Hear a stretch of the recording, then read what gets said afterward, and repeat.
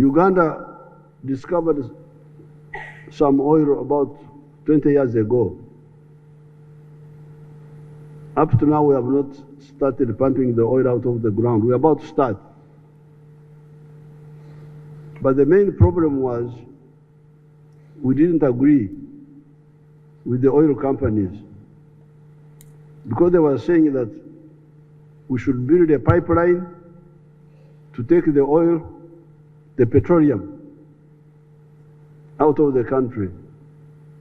Then I told them that I had a rumor that there were human beings here.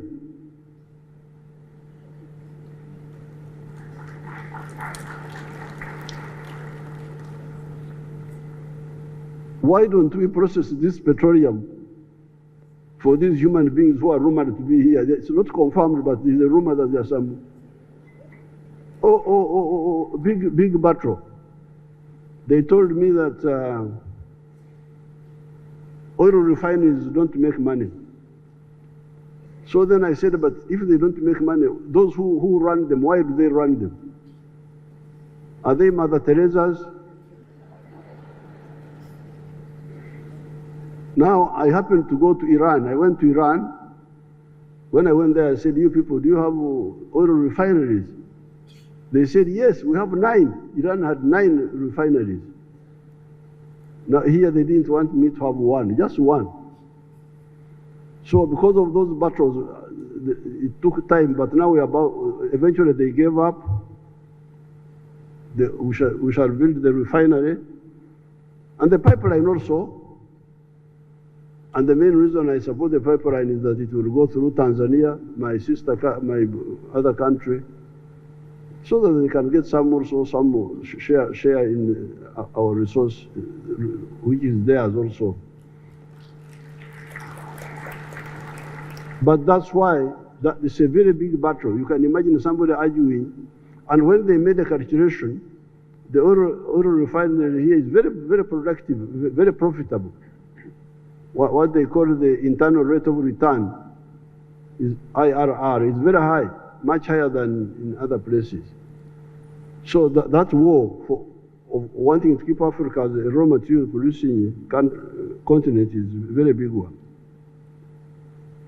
The battle for value addition has been a big one because there are lobbies that want to keep Africa as a raw materials producing continent.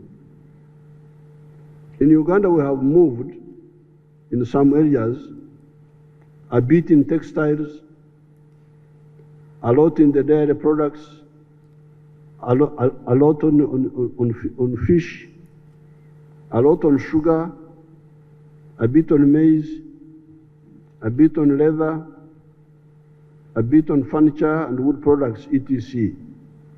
What is true of agricultural raw materials, is of course also true of the raw materials of minerals, forest products, etc.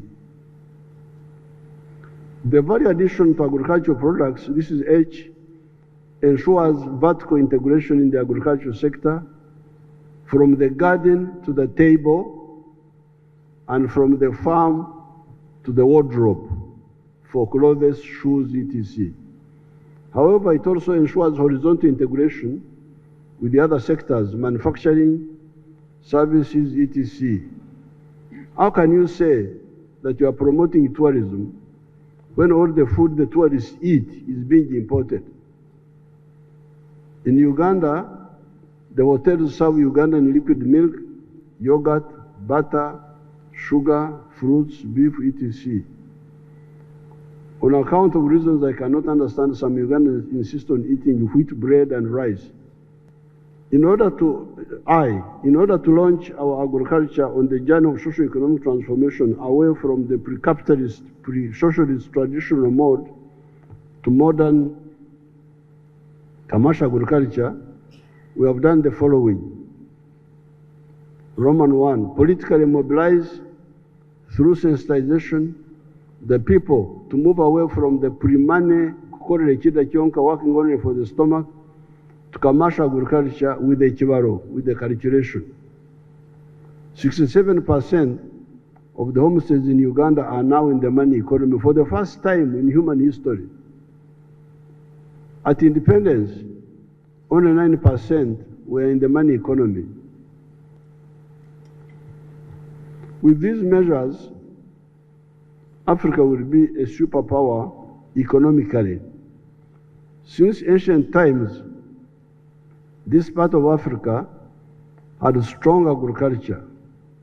We always have 2 harvests in a year. The harvest of Katumba, the season of March to end of May, and Omwaka, the big harvest of August to December. The harvest of May is called Wijegashe, the small harvest, and the one of August to December is called Omwaka, the big yearly harvest. All this was with the traditional technology and just the rain-fed agriculture. In some areas, however, there was some irrigation in ancient Egypt and the Kilimanjaro area. I need to conclude my remarks by talking about the issue of water for livelihood and for production, as well as the need for removing the non-tariff barriers in the CFTA, Continental Free Trade Area. Uganda is lucky in that we have a lot of water. Our major problem is to persuade our uninformed or misinformed people by guiding them to stop undermining our water resources by encroaching on the wetlands, the forests, the catchment areas, the river banks, and the lake shores. Some other parts of Africa, however, are not so lucky. Northern Africa has got a water problem. Even Southern Africa gets periodic shortages of water. Here in the Nile Valley, we are always arguing about the 85 billion cubic meters of that river at Khartoum, the River Nile. In the past, I posed a question to Dr. Boutros Ghali of Egypt, the following questions. Question number 1. Are you aware that the Congo River has got 3,000 billion cubic meters of water per annum going into the Atlantic Ocean? Because here in the Nile, we are quarreling about 85 billion cubic meters of water at Khartoum. But the River Congo is 3,000 billion cubic meters of water per year. In other words, the River Congo is equivalent to 30 Niles. Nile 1, Nile 2, Nile 3, Nile 3, 30 of them in the River Congo. On the issue of non-tariff barriers, there is no doubt that they undermine the advance of agriculture in Africa. Uganda easily produces all types of agricultural products: maize, sugar, milk, beef, poultry products, etc. The internal market is not enough. However, production is disrupted when in some years, some of the brother countries say they have bumper crops and de-license Ugandan products.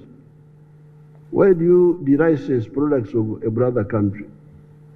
If you have a bumper crop, let the products compete. I had some issues here with some of the Ugandan inefficient rice growers. Tanzanian rice is better and cheaper. So they were saying I should ban Tanzanian rice. I said, no, I cannot do that. If you are inefficient, get out of business, go and do something else.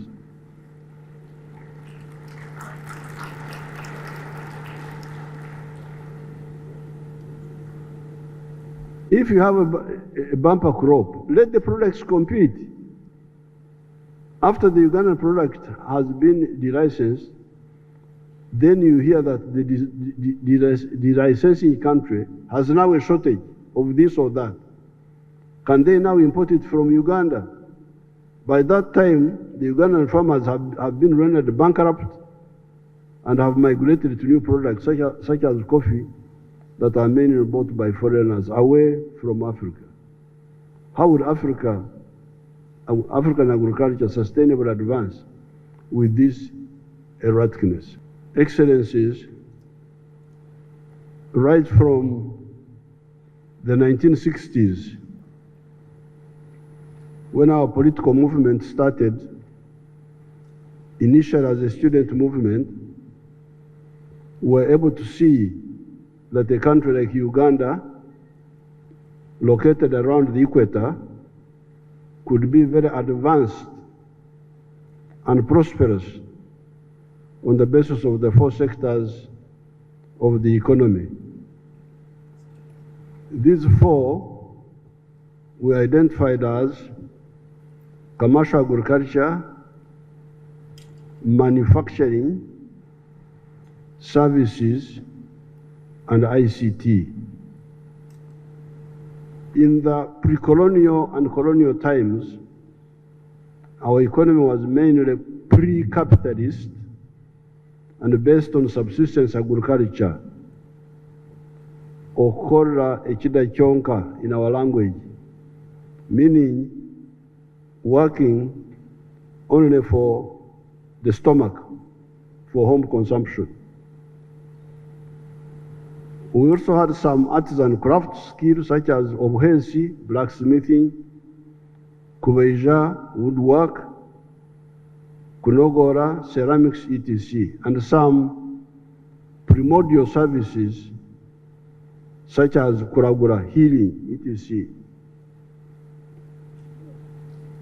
By the end of the colonial times, only 9% of the homesteads were in the narrow colonial cash economy, described as, in quotes, enclave economy, meaning a small island of modernity surrounded by a sea of underdevelopment. That enclave economy of the colonial economy of Uganda was described as the economy of the 3 C's and 3 T's. The 3 C's being coffee, cotton, and copper, and the 3 T's being tobacco, tea, and tourism. The agricultural and the mineral products being mainly exported as raw materials without making final products out of them, except for some small effort of the Native Textile Factory of only 23 million meters, started by a progressive British governor, Andrew Cohen, who arrived in Uganda in 1952. Our line, therefore, ever since the 1960s, has been as follows. A, fully commercialize agriculture to achieve food security and homesteads income security by undertaking agricultural enterprises guided by the HVRO. We use this word HVRO, meaning to calculate the maximum possible returns given the size of the family land. B, in commercializing agriculture, use the strategy of intensive agriculture for families of 4 acres or less, and extensive agriculture for families of bigger lands. With intensive agriculture, you select high-value enterprises which, though you do them on a small scale, you get good family income. While with extensive agriculture, you can adopt low-value crops, which when you do them on a big scale, you still get good money, good income for the family because of the scale. C, the country needs both the products of intensive agriculture and extensive agriculture because many times one needs the other. D, in our 1996 election manifesto, we identified 7 enterprises for intensive agriculture. And these were coffee, 1 acre, fruits, 1 acre, dairy products, 1 acre for pasture, for dairy cows, then 1 acre for food crops for the family within those 4 acres. And then poultry for eggs and piggery in the backyard, back of the house, at the back. It's called a kanyima or a manju. I think in Swahili they call it uwani, at the backyard there. Plus fish farming for those near the wetlands, on the periphery of the wetlands, not in the center. In our calculation, crops like cotton, tea, maize, sugarcane, and enterprises like ranching could only make money for the family when they are done on a medium or large scale. Recently, our people have been adding crops like palm oil, cocoa, and cashew nuts on the list of the high-value crops that can give good incomes to the families, even if you do them on 1 acre. To do some of the intensive agriculture enterprises, you need inputs from the extensive agriculture products. To produce poultry feeds, animal feeds for pigs, fish meals, etc., you need maize, sugar byproducts, etc. If you are to import all these, it may render your products uncompetitive. We had to do this, Your Excellencies, because in the colonial times and in the post-colonial times, they would make our people grow things like cotton. You hear that Uganda is producing a lot of cotton. Yes, Uganda was producing a lot of cotton. But the families which were producing the cotton were in poverty, because nobody had bothered to calculate what is the average land size of the family land. We then realized the danger and the unfairness of confining ourselves to just producing raw materials for other countries far away to transform into finished products. A kilogram of coffee may give us US dollars 2.5 as a raw material. However, the same kilogram roasted, ground into powder, and packaged will give the cleverer foreigners who added those steps abroad US dollars 40.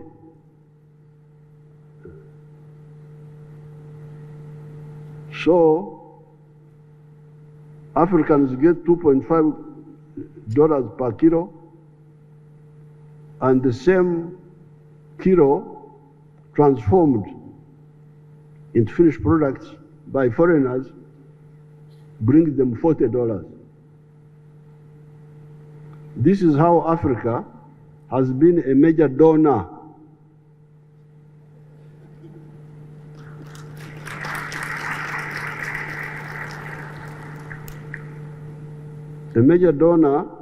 to the parts of the world that are managed by cleverer people. Sorry to use these words.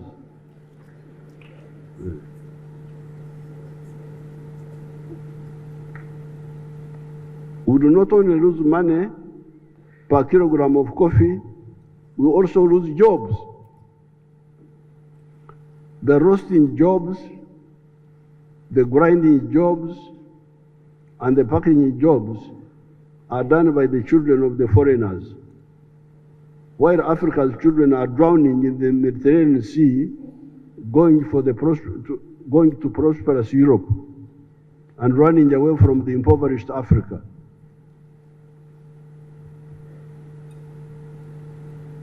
I normally tell people that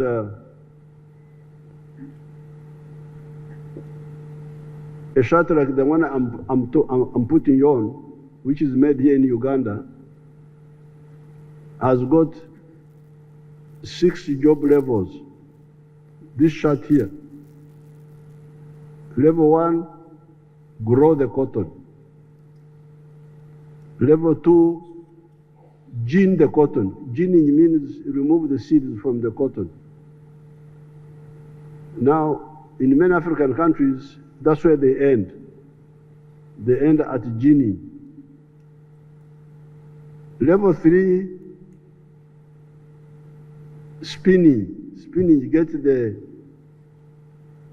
the thread from the cotton.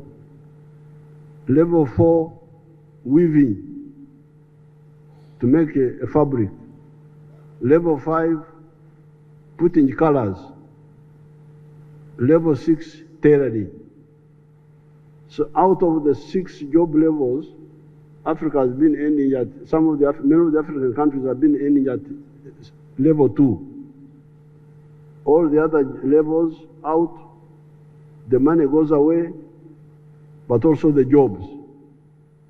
All those go away. I thank everybody.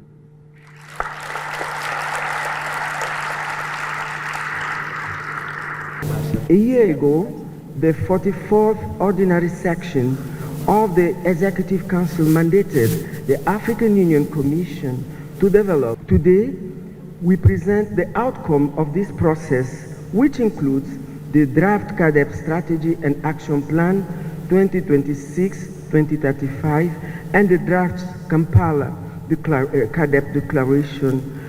3 days ago, the Ministers of Agriculture examined these documents and provided valuable recommendations and for improvement.